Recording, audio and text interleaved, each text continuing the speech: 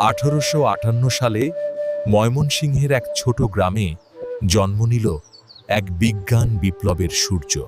ইংরেজি নয়, নিজের ভাষায় শিক্ষাই তাকে গড়ে তোলে মানবতার বিজ্ঞানী। প্রকৃতির মাঝেই জন্ম নেয় তার গবেষণার প্রথম প্রশ্ন।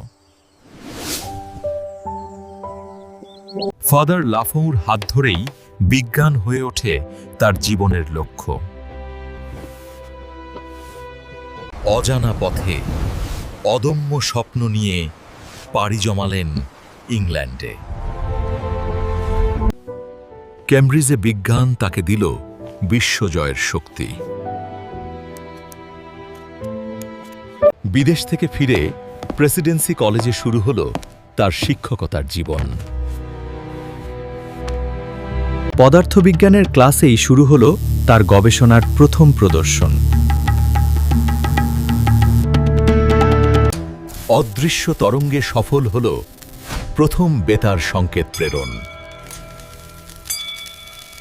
লন্ডনের মঞ্চে বিশ্ব দেখল এক বাঙালি বিজ্ঞানীর সাফল্য। নীরব পর্যবেক্ষণে তিনি খুঁজে পেলেন উদ্ভিদের জীবনের রহস্য। নিরবচ্ছিন্ন অধ্যয়ন আর লেখায় গড়ে উঠল তার নতুন বৈজ্ঞানিক চিন্তা। গবেষণার জন্য প্রতিষ্ঠা করলেন বোস ইনস্টিটিউট।